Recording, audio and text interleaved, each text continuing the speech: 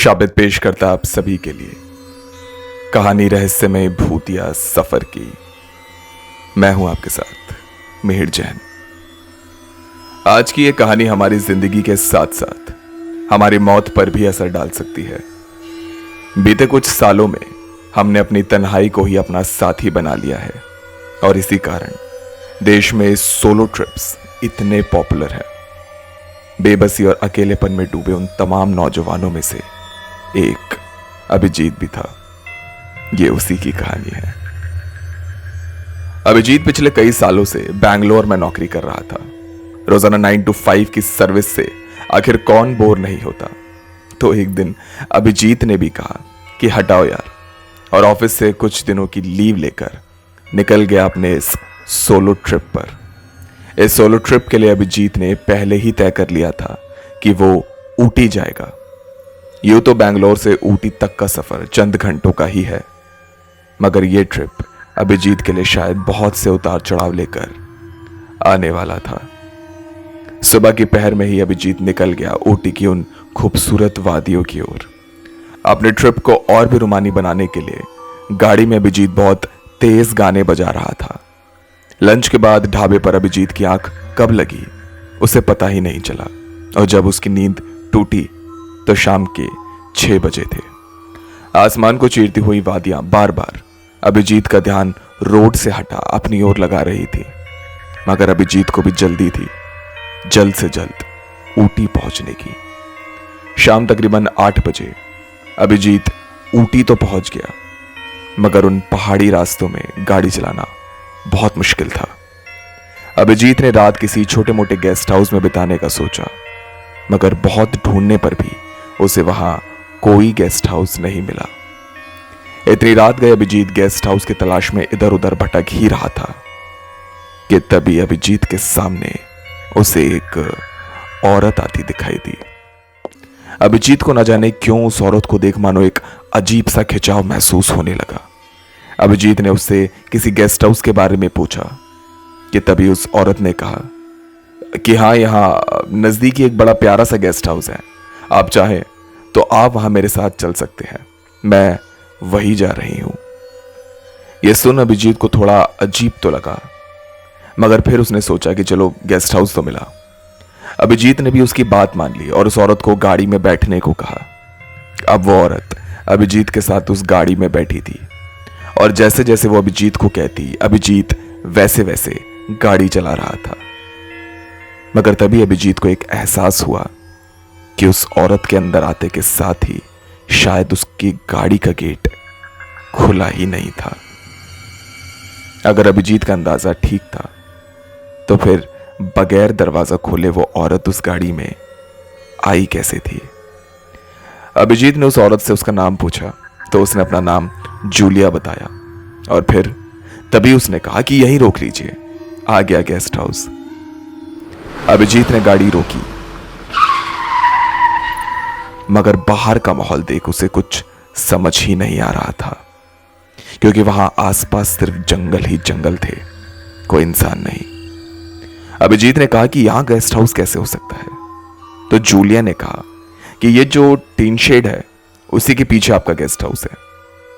Julia ने अभिजीत से कहा कि आप गाड़ी पार्क करके आइए, मैं तब तक अंदर रिसेप्शनिस्ट से बात कर लेती हूं। यह कहकर जूलिया उस टीन शेड के अंदर चली गई और अभिजीत गाड़ी साइड में पार्क करने लगा।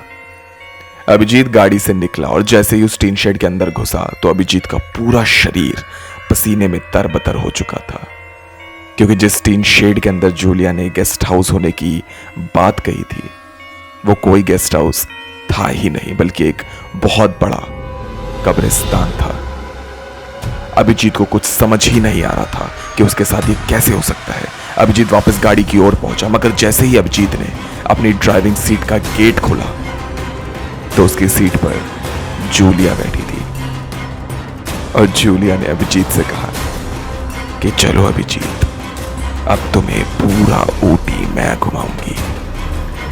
अभिजीत की ऊपर की सांस ऊपर और नीचे की सांस मानो नीचे ही रह गई। अभिजीत दौड़ता हुआ अपनी गाड़ी से दूर निकल आया। आसपास हर ओर केवल घना जंगल था, कहीं कोई टूटी हुई लकड़ी तो कहीं जंगली घास, मगर अभिजीत केवल जूलिया नाम की उस औरत से दूर भाग रहा था। दौड़ते वक्त भी उसका ध्यान उसी बात पर था कि आखिर क्यों इतनी रात को उससे कोई इतना भद्दा मजाक करेगा। दौड़ते दौड़ते अभिजीत की सांस फूल चुकी थी। वो ऊपर से नीचे तक गहरी गहरी सांसें ले रहा था। थकान के मारे अभिजीत इतना टूट चुका था कि उसकी आंखें भी चकराना शुरू हो गई थी। एक साफ सी जगह देखकर अभिजीत एक पल के लिए मानो बैठ तो गया, मगर तभी अभिजीत ने जो देखा वो देख किसी की भी हालत खराब हो सकती थी, क्योंकि अभिजीत इस समय जिस जगह पर था वो और कोई आम जंगल नहीं बल्कि वही कब्रिस्तान था, जिसे देख अभिजीत भाग खड़ा हुआ था। और इसी समय जिस जमीन पर अभिजीत बैठा था वो किसी औरत की कब्र थी, जिसके सामने लगी तख्ती पर लिखा था लेट जूलिया रॉबर्ट। यानी कि इस समय अभिजीत जिस कब्र पर बैठा था वो जूलिया की ही कब्र थी। वही जूलिया जो गेस्ट हाउस के नाम पर उसे इस वीरान कब्रिस्तान तक ले आई थी। इससे पहले अभिजीत कुछ समझ पाता, इतने में ही जूलिया की उस कब्र से एक हाथ बाहर निकला। ये देख अभिजीत इस कदर सन्न रह गया मानो उसके पूरे जिस्म को लकवा मार गया हो, मगर इससे पहले अभिजीत कुछ समझ पाता, इतने में ही अभिजीत ने देखा कि उसके बगल में बनी स्मिथ नाम के एक लड़के की कब्र पर बैठा एक आदमी लगातार अभिजीत को घूर रहा है। उस आदमी का पूरा चेहरा जला हुआ था और तभी उसने अभिजीत को देखते हुए जोर जोर से हंसना शुरू कर दिया। इतने में ही जूलिया की कब्र से निकले उस हाथ ने अभिजीत का पैर पकड़ के इतनी जोर से खींचा कि अभिजीत मुंह के बल उस कब्रिस्तान में गिर पड़ा। अभिजीत अपनी पूरी ताकत लगाकर खुद को आगे की ओर खींच रहा था और वो किसी तरह उस हाथ से पीछा छुड़ाना चाह रहा था। अभिजीत ने वहां पड़ी एक लकड़ी उठाई और कब्र से बाहर निकले उस हाथ पर जोर जोर से मारनी शुरू कर दी। पकड़े ढीली होने के साथ ही अभिजीत ने वहां से चीखते चिल्लाते भागना शुरू कर दिया। इस वक्त इस वीरान कब्रिस्तान में अभिजीत बिल्कुल अकेला था, जहां उसके इर्द गिर्द केवल कब्रें ही कब्रें थी। एक वक्त के लिए तो अभिजीत को ऐसा लगा कि वहां मौजूद हर कब्र के अंदर से मुर्दों के जोर जोर से हंसने की, रोने की, चिल्लाने की आवाजें आ रही हैं।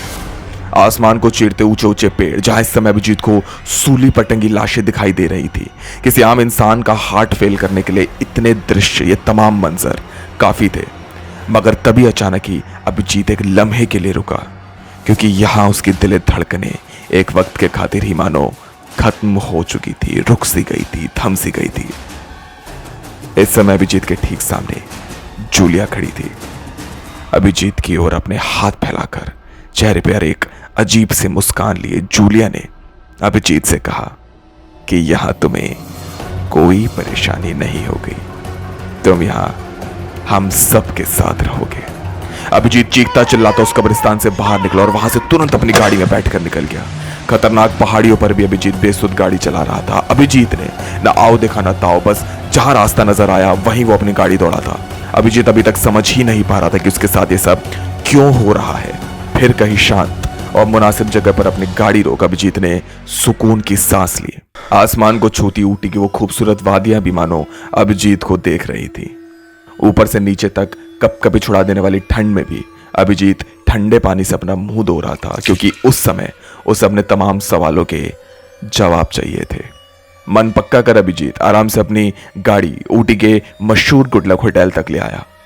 होटल में अपना रूम बुक करने के बावजूद अभिजीत बहुत घबराया हुआ था। फ्रेशन अप होकर अभिजीत अपने लैपटॉप पर उस सारे वाकयात को जानने के लिए ऊटी की उस मेजर डेस्टिनेशन के बारे में तफ्तीश करने लगा। उसे ऊटी के तकरीबन हर हिस्से की मालूमात हासिल हुई, सिवाय उस कब्रिस्तान वाले इलाके की। इसके बाद अभिजीत को जो इंफॉर्मेशन इंटरनेट पर मिली वो देख अभिजीत पूरी तरह से मानो सन्न रह गया था। दरअसल जिस कब्रिस्तान में अभिजीत के साथ ये सब हुआ था वो ऊटी का सबसे बड़ा कब्रिस्तान था। क्रिश्चियन माइथोलॉजी के अनुसार यह कब्रिस्तान पाक नहीं था, जिस कारण यहां मौजूद तमाम कब्रें कभी शांत नहीं रह पाती थी। इसी कारण पादरियों ने यहां मुर्दा दफन करने भी बंद करा दिए। इस कब्रिस्तान की बहुत सी मनहूस कहानियां इन्हीं वादियों के बीच कहीं गुम हो गई थी। उस कब्रिस्तान में अभिजीत के साथ जो हुआ ऐसा पहले कई बार और लोगों के साथ भी हुआ था।